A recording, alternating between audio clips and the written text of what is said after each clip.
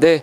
문제풀이 이번 주가 두 번째 시간인 것 같은데, 수능도 그렇고, 공무원 시험도 그렇고, 이 인터넷 강의가 있잖아요. 근데 인터넷 강의가 뭐, 에듀윌 뭐, 얘기해도 괜찮겠지? 뭐, 에듀윌 뭐, 무슨, 무슨 패스 해갖고 공무원 사이트 있잖아요. 아니면 뭐 수능 뭐, 이투스 뭐, 수능 사이트들 있잖아요. 근데 그 고등학생들이 이 현장 강의도 있지만, 인터넷 강의가 거의 주력이거든요. 근데 인터넷 강의를 한 번만 듣지는 않아요. 그거를 인터넷 강의가 장점이 뭐예요? 듣고 또 듣고 계속 들을 수 있다는 그 장점이거든요. 그래서 무제한이잖아요, 무제한. 현장 강의는 한 번 하고 땡 끝이지만 현장 강의에서 들었고 인터넷에 또 들어요. 그래서 뭐 두 번, 세 번 뭐 이렇게 반복하면은 잘 이해가 안 됐던 것도 다 이해를 하고 그런 식으로 진행이 되거든요. 여러분도 마찬가지지만 어 앞에 이론 강의 할 때는 그냥 한 번만 보고 뭐 책 한 번만 읽고 그냥 넘어가면 되는데 이번 문풀 시간 같은 경우에는 한 두 번 봐도 돼요. 두 번 뭐 세 번 봐도 되고 문풀 같은 경우는 이제 외워야 되기 때문에 1주차 때 한 번 강의한 거를 뭐 한 번만 보고 넘어가시보다는 뭐 파트 1 끝났으면 한 번 다시 들으셔도 괜찮고 그거는 반복하셔도 돼요. 제가 대념 때는 그런 얘기를 안 했었는데 문풀은 뭐 반복해서 들어도 무방하고 뭐 이해가 쭉쭉 잘 되고 암기가 쭉 잘 된다 하시는 분들은 뭐 한 번만 봐도 괜찮은데 그리고 이따가 모의고사 할 때는 제가 문제 이거 답 표기하잖아요. 근데 문제를 답을 체크 안 할 테니까 모의고사 때는 그때는 이제 여러분이 실전 한다 생각하고 실전으로 하실 거니까 실전으로 답 풀 수 있으니까 그때 가서 하시면 되고 지금 시간에는 답 체크되어 있는 걸로 보셔야 돼요. 지금은 문제 풀 때가 아니니까. 518번 준수사항 들어갈게요. 건의 단계에서 가입수 계약은 가입 설계서 단체 보험은 예외요, 예외. 자동차 실비 상해. 이건 뭐예요? 다 개인이 되는 거잖아요. 1, 2, 3번은. 근데 4번 같은 경우는 단체는 아니 뭐 공장에서 단체 가입 시키는데 막 수백 명이야 직원들이. 그러면은 수백 명한테 다 가입 설계서라고 하는 거를 막 10페이지, 20페이지, 30페이지짜리거든요. 30페이지짜리를 다 프린트 해줘봐요. 그럼 A4 용지가 엄청나게 많이 필요하겠죠? 그렇지 않아도 되고 그냥 단체 보험 같은 경우는 제공하지 않아도 된다. 일일이 알지 못해도 상관없다는 거죠. 일일이 다 한 사람 한 사람. 반면에 자동차 실비 상해 이거는 개개인이 개별로 가입하는 중요한 보험이잖아요. 자기가 돈도 내고. 그러니까 1, 2, 3번하고 4번은 다른 성격이에요. 성격이. 19번 설명서를 제공해야 되는 거 1년 이상 신규 계약. 먼저 1번부터 볼게요. 전문보험계약자. 이 전문보험자는 취급이 달라요. 그러니까 전문보험 계약자라고 하면 뭐예요? 뭐 보험회사 직원 아니면은 뭐 보험업 관련 종사자, 뭐 손해사정사 아니면 보험 전문가야, 설계사야. 그러면 이 사람들은 좀 취급이 다르거든요. 이 사람들은 천하철에도 할 수 없고 이 사람들은 뭐 모니터링도 안 하고 뭐 이런 식으로 다른 게 있어요. 그렇기 때문에 이 사람들은 설명서를 제공하지 않아도 괜찮다. 1번 그래서 통과고 2번 이미 가입되어 있는 동일 조건 갱신. 갱신이 뭐예요? 갱신 비갱신 잠깐 얘기하고 갈까요? 갱신형 보험 있고 비갱신형 보험 있잖아요. 뭐예요? 암보험을 가입을 한다고 해볼게요. 암보험. 그럼 갱신이 있고 비갱신 나뉘잖아요. 재산보 시간에 했어요. 암보험이 20년 납 100세 만기. 이걸 세만기라고 하거든요. 이게 비갱신이에요. 20년 바짝 내고 100세까지 보장이 간다. 이게 비갱신. 이거는 돈 변동이 없어요. 보험료에. 근데 갱신형은 뭐예요? 이렇게 표현이 돼요. 20년 납 20몇 만기. 이걸 연만기라고 표현을 하거든요. 이거는 20년 동안 하고 20년 보장 먹고 20년 갱신 딱 시점되면은 만약에 30대에 가입을 했어요. 그러면 50세가 되면은 20년 채웠잖아요. 그럼 50세 때 새로 바뀐 보험료로 똑같이 20년을 갱신이 되거든요. 이게 갱신이고 이게 비갱신이에요. 근데 이미 가입되어 있는데 계약 조건과 동일한 조건으로 갱신이 된다. 그러면은 상품에는 변동이 없잖아요. 보험료만 변동이 있겠죠.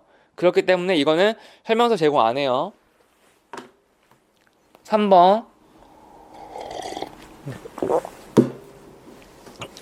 계속적으로 체결되는 보험계약, 계속계약이라고 하는데, 계속계약은 이따가 뒤에 나오는 개념이거든요. 이거 그냥 일단 모르고 넘어가시면 되고.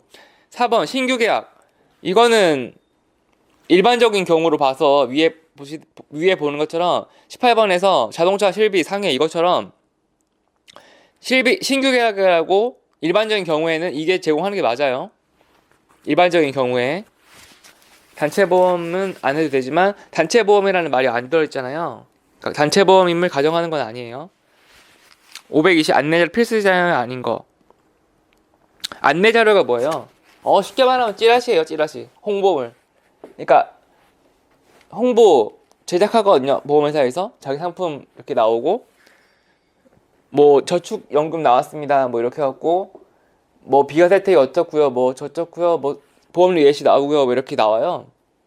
근데 이거를 필수로 이걸 막 자기네들 맘대로 하면은 자기 유리한 것만 막 써놓을 거 아니에요. 단점은 얘기 안 하고. 그러니까 이 안내자료에 필수사항으로 적어 놓으라는 그 예시가 거기에 나와 있어요. 책에도.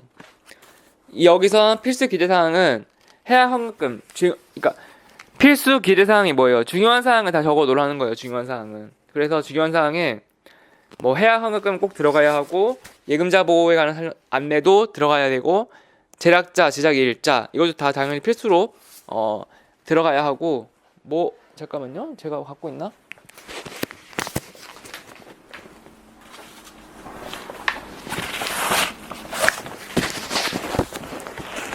뭐 이렇게 책자 있는데 뭐 이런 것도 다 이제 그거예요. 이런 게 다 보시면은 이런 책자 말하는 거예요. 여기서 보시면은 이런 책자를 만든다고 하더라도 뭐 해약 환급금 내용을 꼭 담고 있어라. 그리고 뭐 예금자 보호법 같은 것도 담고 있어라. 그리고 제작자 제작일 너무 중요하겠죠. 제작자 제작 날짜. 왜냐하면 상품이 날짜마다 바뀌니까 너무 중요한 사항이고 3번 할인에 관한 사항. 이거는 뭐냐면은 뭐 할인은 뭐예요? 뭐 3개월 선납하면은 선납 시에는 할인이 있다. 아니면 단체 할인 이런 것도 있거든요. 막 5인 이상이 단체로 가입을 하는데 이게 상품마다 달라요. 다 통용되는 건 아니고 예를 들어서 뭐 의사협회, 뭐 대한간호사협회, 뭐 대한미용사협회 막 이렇게 협회 등록을 갖추고 있으면은 그 가입 증명서를 보내주면은 뭐 5%, 뭐 1%막 할인해주는 게 있어요. 아니면 옛날에는 뭐 자동이체 할인 이런 것도 있었거든요. 은행 자동이체 얼마나 할인해주고 뭐 카드 납하면은 뭐 할인이 없고 막 이렇게 차이가 있었는데 그런 사항들은 필수라는 아니라는 거예요. 그런 거는 넣어도 되고 안 넣어도 되고 이런 것들은 크게 중요한 사항이 아니니까 빠져도 상관없다 이거예요. 그렇기 때문에 3번이 답이 될 수 있는 거고. 자, 넘어가서 특별히 제공금리는 뭐예요? 특별히 유모차 주지 말라고. 자, 23번 앉는 거. 기초서류에서 보험금액 2번 대납, 3번 대납 끝에만 4번 대납 동그라미. 대납 대신 납부 대신 내주는 거 그건 안 된다는 거죠. 대납이 특별 이익 제공 똑같은 말이잖아요. 대납이랑. 근데 1번은 기초서류에서 정한 보험 금액의 지급 약속. 기초서류에서 정한 보험금. 아니 보험금이 뭐예요? 보험금 암진단비 3천만 원 가입했어요. 그럼 그 보험금 지급. 이건 너무 당연한 거잖아요. 당연한 거. 이거는 당연히 약속을 한 거잖아요. 암 진단을 받았어. 그러면은 3천만 원 준다 약속. 이게 보험이잖아요. 그러니까 1번은 너무 당연한 소리죠. 맞는 거고. 24번 화재보험 제초설 정한 할인 적용할 계획. 이것도 똑같은 말이네. 23번은 똑같은 말이네. 4번하고 24번하고 같은 말이에요. 3번 봅시다. 인터넷 홈페이지 통해 가입 시 감사 표시 5만원. 5만원은 안 돼요. 책에도 나와있지만 정의가 나와있지만 1년 납입 보험료의 100분의 10 이하 그리고 또는 3만원 중 작은 금액만 오케이라 그랬잖아. 3만원은 넘었잖아요. 5만원이. 그러니까 이거는 특별히 제공 X예요. X. 이건 안 되는 거고. 24번 그래서 3번은 특별히 제공 맞고 뭐 1, 2 다 맞고 2번은 뭐야? 많은 보험금? 정해진 금액만 당연히 줘야죠. 그 특별히 제공이죠. 내가 뭐 암진 다음에 3천원 벌었어. 그러면 내가 너 많이 힘드니까 내가 500만 원 플러스해서 또 이체해줄게. 설계사가 개인적으로 약속했다? 말도 안 되죠. 그러면 그게 특별히 제공이죠. 그 다음에 27. 금품 요구하여 피보험자 얼마예요? 유모차. 유모차 3천만 원이잖아요. 3천만 원. 유모차 3천만 원. 유모차 제공하면은 3천. 유모차 3천만 원짜리 유모차라고 이건 딱 외워주셔야 돼요. 얼마인지. 근데 되게 웃기지 않아요? 3천만 원? 이게 상식이 들어가면은 되게 막 혼란스러울 수가 있어. 왜냐? 유모차 특별히 제공금지가 3천만 원의 벌금이 맞아요. 근데 음주운전은 벌금 얼마예요? 그때 한번 제가 벌금 2천만 원. 벌금이 2천만 원? 음주운전. 조영기 씨가 음주운전 치고 뺑소니로 사람 죽였어. 30대 여성을. 근데 2천만 원 벌금. 근데 유모차 3천만 원. 이상하죠? 음주운전 빨리 올려야 돼요. 음주운전을 빨리. 이게 형평성이 안 맞잖아요, 법이. 설계사는 유모차 줬어. 3천만 원 받아. 준 사람도 3천만 원, 또 받은 사람도 3천만 원. 양쪽 다 6천만 원이거든요. 3천씩. 근데 음주운전 2천만 원. 음주운전이 왜 공이 하나 안 붙는 건지. 공 2개 붙여도 부족할 것 같은데 20억. 음주운전 하면. 아무튼 그렇고. 28번 승환계약은 뭐예요? 승환계약이 뭐예요? 개념 다 보고 오셨죠? 승환계약 개념 다시 책 보고 다시 오셔야 되는 거예요. 다시 공부하시고. 제가 다 처음부터 설명하면은 시간이 한정되어 있으니까 그렇게 할 수 없고. 승환계약이 뭐 지하철 환승이냐 환승. 승환을 서로 바꿔봐요. 앞뒤로. 환승이냐 환승. 승환을 앞뒤로 바꾸면. 근데 승환계약이 제가 한 번 더 중요한 거니까. 승환계약이 왜 불법이냐. 그때 리모델링도 아마 얘기하면서 같이 얘기를 했을 거예요. 그러니까 지하철 환승을 했으면은 정당한 거지. 지하철 환승이 왜 불법이 되냐. 지하철 환승만 생각하면은 그게 뭐가 불법이냐 생각할 수 있지만, FC 설계사에서는 어떤 일이 있냐면은 막 이 사람이 신계약을 받아야지 돈을 벌잖아요, 자기 돈을. 그러니까 막 갈아태우는 거를 할 수밖에 없거든요, 그 작업을. 용어를 리모델링이라는 이제 그 번지르르한 이제 단어 써가면서 환승을 하는데, 부당 승낙 계약이라는 게 있어요. 부당 승낙. 왜냐? 이 6개월 내가 오늘 시점에 새로 가입을 할 거예요. 이날 가입을 체결시키는데 이 앞전 6개월간 계약이 있으면 그거를 이 앞전에 6개월간에 내가 이 안보험을 가입을 할 거야. 근데 이 6개월간에 또 안보험을 가입한 적이 있어, 타사에. 그러면은 이거를 깨고 내 걸로 새 걸로 발행시킨다? 이게 승환계약이에요. 이 앞에 걸 깨고 내가 새로 가입시킨다. 승환계약. 근데 문제가 없어 보이잖아요. 근데 이 FC가 서로 만약에 달라. 이 사람은 A, 이 사람은 B FC예요. 그러면은 이 A가 가입시킨 거를 막 공격해서 잘못 가입했다, 막 뭐 비싸게 가입했다, 뭐 이렇게 얘기를 해서 이쪽으로 가져오려고 하는 거예요, 이 사람은. 그러면은 이 A는 환수로 당하거든요. 6개월 미만 안에 내 계약이 깨졌어. 그러면은 이 A는 환수를 당해요. 몰입수당 되잖아요, FC한테. 신계약비라 그래서. 환수를 당하기 때문에 굉장히 이 사람이 불리하잖아요. 그러면은 막 A가 B를 뭐 공격할 거 아니에요. 너 내 계약 왜 깼어? 내 고객인데 왜 내 계약 깼어? 해갖고 서로 싸움 날 거 아니에요. 막 머리 잡고. 가서 칼 들고 쫓아가겠죠. 이런 부당 행태들을 이런 패단이 있었기 때문에 앞에 6개월은 철저히 하되 불법은 아니에요. 그러니까 왜냐하면 이게 정말 안 좋을 수도 있는 거고, 이걸 내 계약자가 나는 정말 갈아타고 싶어서 본인이 원했기 때문에 이렇게 한 걸 수도 있잖아요.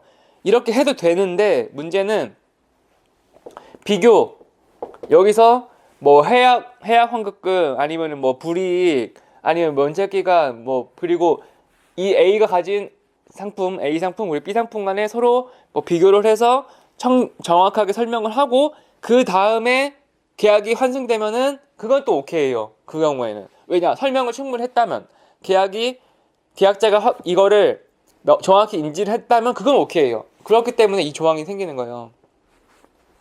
이거를 성실하게 청약서상에 뭐 해약 환급금도 쓰고 해약 환급률도 쓰고 예정이율도 쓰고 뭐 이렇게 안내를 필수 안내 사항이 있거든요. 청약서상에 적는 것. 뭐 그것까지는 다 너무 세세하게 알려고 하지 않아도 되는데 이렇게 한 행태 자체가 승항계약이다 이것만 아시면 돼요.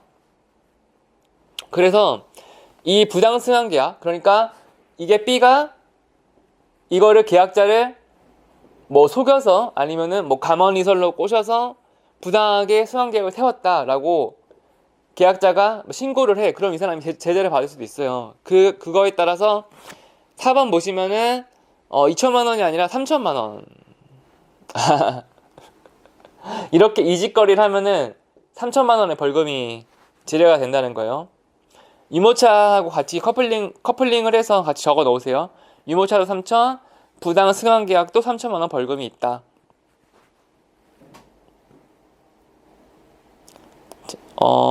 봅시다. 528번.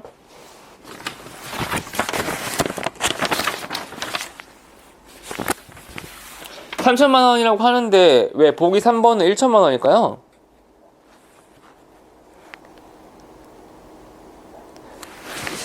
자, 1인당이기 때문에 되는 거예요. 1인당 최대 3천만 원의 제재금을 부과할 수 있다. 이게 뭔 말이냐면은 1번 보시면은 1천만 원 이하 과태료라고 하잖아요. 그거는 건당 이 한 건당이 있고 1인당이 있는 이 차이거든요. 그러니까 이 부당승항 계약이 한 건 잡혔어. 그럼 1천만 원 과태료, 두 건 잡혔어. 3천. 근데 이 사람이 완전 보험 왕이야. 그래갖고 막 10건, 수백 건 막 엄청 많아. 그러면은 뭐 아니 1천만 원에다가 만약에 100건이야. 그러면 이게 얼마야? 1억 아니에요? 1억? 1억이잖아. 1억. 10건이면 1억. 10억이네. 10억. 10건이면 1억. 10억. 이 사람이 10억에 재산이 없어. 그거 어떻게 해요? 뭐 어떻게 하겠어. 뭐 빚 지는 거지. 그러면 어떻게 이거 안 되니까 1인당 맥스를 놔둔 거야. 맥스를 1인당 한도 맥스 1인당 그래 10억까지는 너무 심하잖아. 그러니까 1인당 최대 3천만 해라. 이렇게 얘기가 나온 거예요. 한 번 가진 거 맞고 이 사람이 정신 못 차려서 또 해. 그럼 또 3천만 원 또 받겠죠. 내가 한 번만 처음에 1차 제재를 가할 때 3천만 원 한도에서 준다 이 말이에요.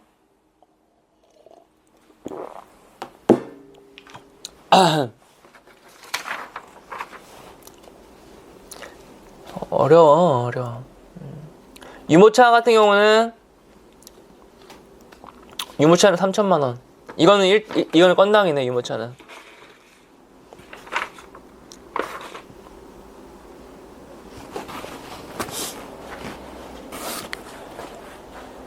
자, 그 다음에 넘어가고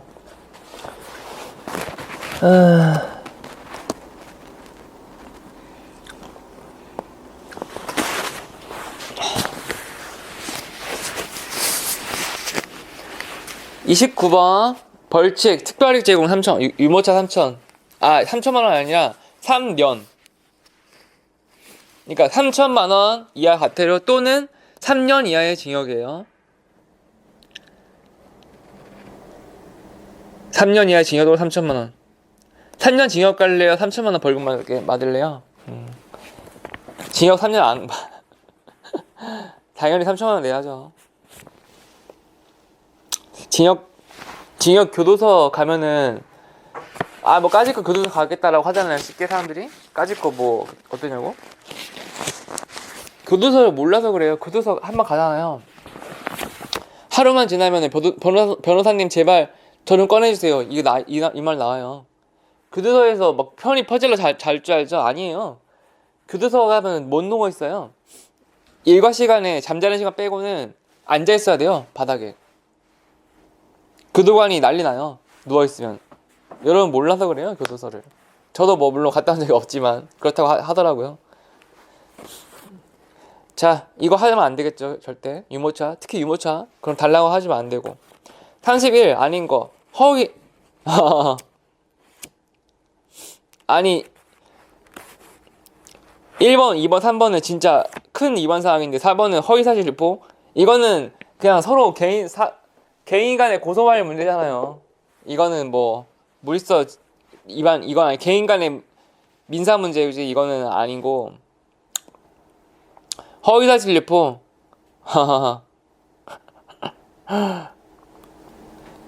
네거티브. 이게 유튜브 여러분 재밌어요. 뭐 예전에 수능 시장에 허위사실 유포 이거 하니까 수능 있잖아. 수능 이게 왜 처음에 생겨났냐면은 이게 최초에 수능이 태동하는 시기가 인터넷이 발달하던 그 시기였거든요. 수능 노량진 학원 이렇게 해갖고 인터넷 강의가 막 이제 처음 태동하는 시기에 인터넷도 생겨나면서 그런 게 있어요. 스타 강사가 탄생을 하는데 스타 강사가 탄생을 하면은 여기 막 비방을 하는 거야. 비방을 인터넷 허위로. 왜냐 아이디만 바꾸면 그 당시에는 뭐 IP랑 이런 거 안 나오니까 추적 기술이 없어진다니까 막 스타 강사로 만약에 예를 들어 뭐 최진기 사회탐구의 최진기 선생님이라는 분이 계셨는데 삽자루 선생님도 얘기하잖아요. 이게 뭐냐면은 막 내가 1타야. 내가 사회탐구에서는 지존이야. 1등이야. 근데 누가 막 신입 선생이 나와갖고 막 갑자기 이 사람이 능력이 돼. 강의도 잘하고. 그러면은 막 이 신입에 대해 막 비방을 하는 거예요. 욕설 댓글을. 그게 삽자루서의 발길이라는 댓글을 밝혔던 그 사건이었거든요. 삽자루 선생님이 굉장히 스트레스 많이 받아갖고 뇌출혈로 일찍 생을 이제 마감하게 되셨죠. 근데 이게 비방 허위가 난무했었어요. 난무. 비방 허위 또 뭐 인신공격 뭐 성적인 여성 선생이야. 그러면은 이지영 강사라고 사회탐구 있거든요. 막 차마 뭐 애기나 왜 여기서 강의를 하냐, 애기나 낳으러 가라 막 이렇게 해갖고 엄청난 비방전을 펼쳤대요. 그게 바로 이게 처음에 수능 태동을 했다가 발전을 해서 국정원 농단까지 온 거예요. 국정원 댓글 사건이라고 아시죠? 박근혜 정부와 문재인 정부가 박근혜 전 대통령, 문재인 전 대통령 맞붙었을 때 국정원이 바로 여기서 이제 모토비가 나와서 허위사실 유포가 된 건데 보니까 이거는 몰입질서랑은 관련이 없고 순전히 개인의 일탈 그리고 개인 간의 고소고발 전이 되었었죠. 이거 했다가 많이 그렇게 돼서 많이 밝혀졌어요. 결국 이거 이렇게 자기가 주도를 해서 국정원이 주도해서 뭐 문재인 후보를 막 비방했듯이 뭐 그거 그렇고 잠깐만요.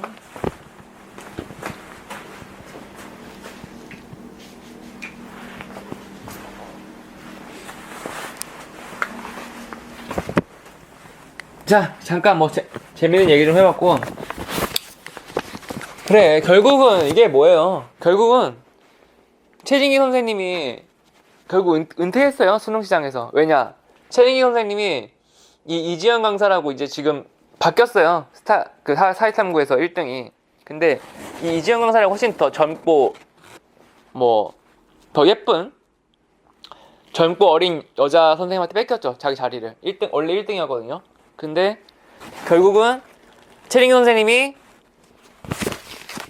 허위사실 인터넷 댓글 알바들을 동원한 게 맞았었고 그게 밝혀져서 수능강에서 은퇴를 하게 되었습니다. 이지영 강사는 1등이 되었죠. 사필 규정 모든 일은 정당하게 돌아온다. 정의로. 모든 일은 결국, 만사는 결국 정의로, 정으로 돌아온다. 그거를 보여줬던 사건이에요. 삽절의 발길이. 엄청난 오명을 뒤집었었고, 불명예 퇴진을 했고, 결국 1등 자리를 차지하게 된 거죠. 50, 30, 34번. 건당 100만원.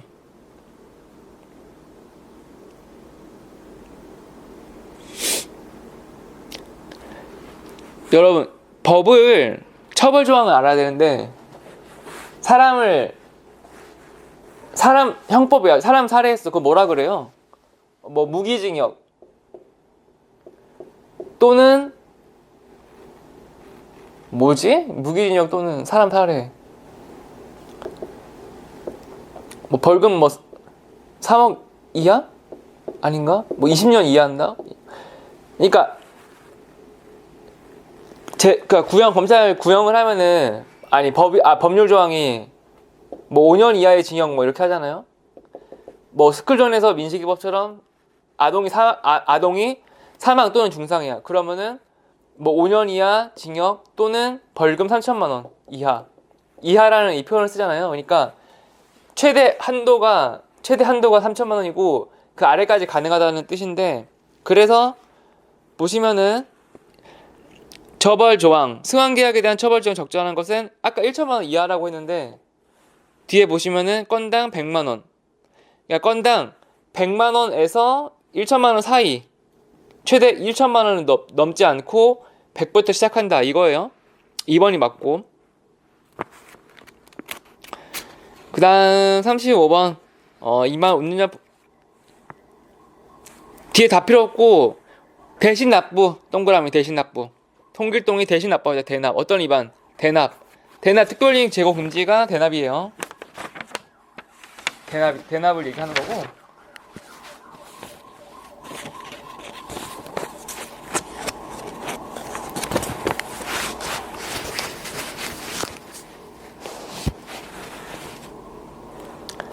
다음에 37. 청약철회 또는 계약 해지를 방해한다. 모재빈이 계약자는 청약철회 하고 싶어. 근데 계약 해지를 하고 싶어. 근데 그거 좋은 건데 왜 깨려고 하냐? 가입해야 된다. 막 방해를 해. 설득이 있고 방해가 있겠죠. 방해를 하면은 만약에 해지를 하면은 그냥 콜센터 통해서 내가 통화하면 해지가 되니까. 근데 제가 그때 앞에서도 얘기를 한번 하고 넘어간 것 같은데, 해지를 통신수단을 통한 해지라고 그래서 처음에 예스를 하는데 다 자동으로 예스를 체크하게 되어 있거든요. 그러니까 통신수단에 말하는 게 전화에 전화. 그러니까 전화로 콜센터에서 한 통화만 하면은 해지할 수 있게끔 원래 예스를 하는데, 이거를 막 고의적으로 노로 바꾸는 사람도 있다고 했잖아요. 노로 바꾸면 어떻게 돼요? 이거 노로 체크돼 있으면은 한번 그 체크하면 바꿀 수가 없어요. 이때는 반드시 프라자를 통해 방문을 해야 되거든요. 근데 이런 짓을 계속 남발을 해. 제재사항이 없어. 그러면 얼마나 불편을 많이 겪겠어요. 그러니까 이런 식으로 장난질 하면은 1천만 원 과태료 받을 수 있다. 장난질 하지 마라. 그래서 1천만 원의 벌금 조항이 있는 거예요. 39번 3번 만기보험을 가진 보험계약을 이건 되게 정정당당한 행위잖아요. 이게 뭐냐면은 만기가 뭐예요? 만기 자동차 1년 만기. 1년 내가 1월 1일에 가입했어. 그러면은 다 내년 해바뀌고 1월 1일이 됐어. 만기. 아니 화재보험이야. 화재보험은 뭐 3년 만기, 5년 만기 가입하거든요.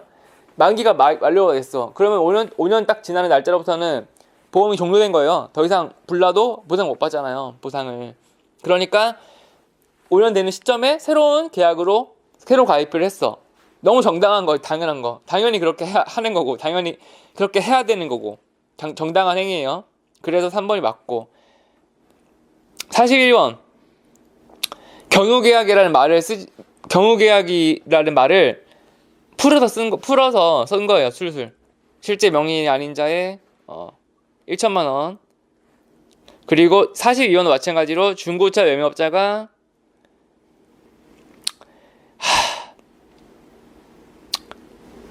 42원을 언뜻 보면 되게 경우계약이랑 굉장히 비슷하잖아요. 42원이 뭐 누가 나와갖고 누구한테 뭐 코드를 받고 저쪽으로 나오는데 경유채 처리가 아니에요. 이거는 4번이 정답인데 수수료 부당지급 금지 위반 이거거든요. 이거는 경우계약이 또 달라. 뭐냐면 경우계약은 코드 빌려온 거고 이거는 수수료를 받았다. 여기가 이제 동그라미 수수료를 대신 일정 비율로 받았다. 그거는 수수료가 문제 나왔잖아요. 아니 그러니까 수수료를 따라가야죠. 정답 4번으로 수수료 부당지급에 관한 예시를 보여주는 거예요.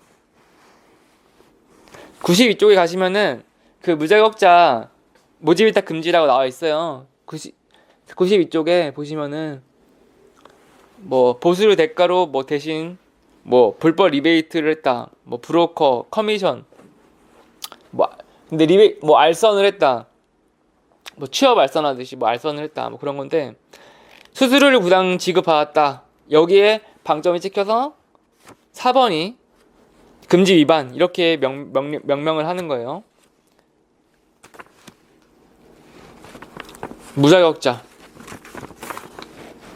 무자격자의 모집 어떻게 한 거예요? 고객이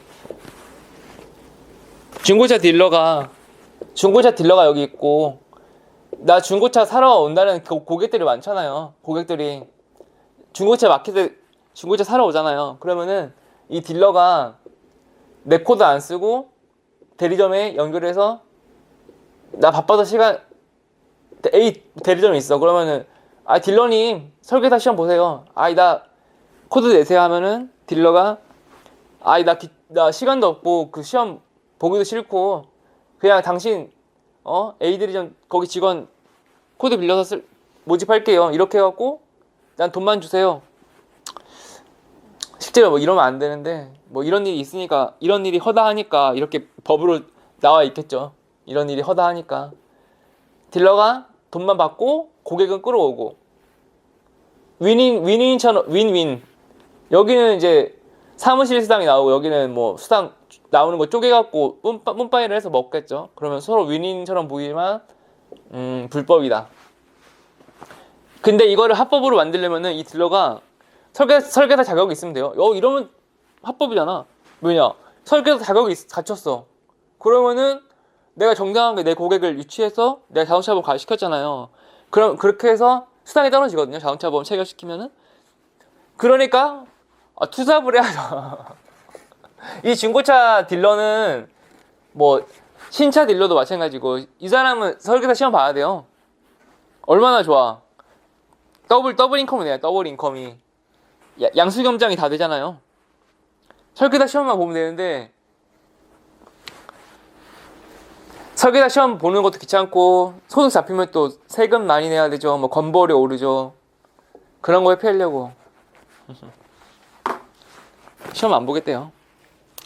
그래서 그런 조항이 나온 거고 이런 짓 하면 안 돼요. 시험 보세요. 시험 투잡 차라리 투잡을 하지 왜 모두가 다 내 맘 같지가 않아서 그렇게 보시면 되고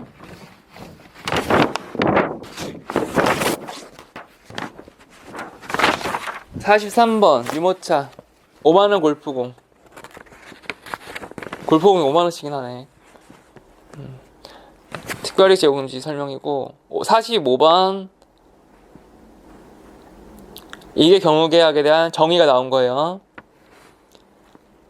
이게 한번 더 이게 제가 이 그림을 잠깐 그렸잖아요. 그러니까 이건 비슷한데 이게 문제가 막 에이보리든지 홍길동 뭐 황진이 막 나와갖고 막 헷갈려. 그러면은 수학 시간도 그렇고 과학 시간도 그렇고 뭐 전극 과학 시간에 뭐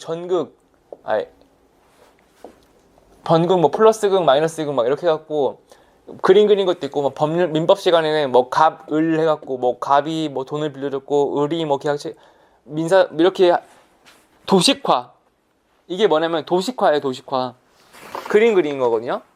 이것도 여러분 글 읽기가 해석이 어려워. 그러면은 뭐 보시면은 뭐 A 대리점, 뭐 홍길동, 뭐 B 대리점, 뭐 황진이 이래갖고 뭐 수상 이렇게 적고 뭐 수상을 일부시고 그러면은 방금 봤던 뭐 수수료 부당 지급인가?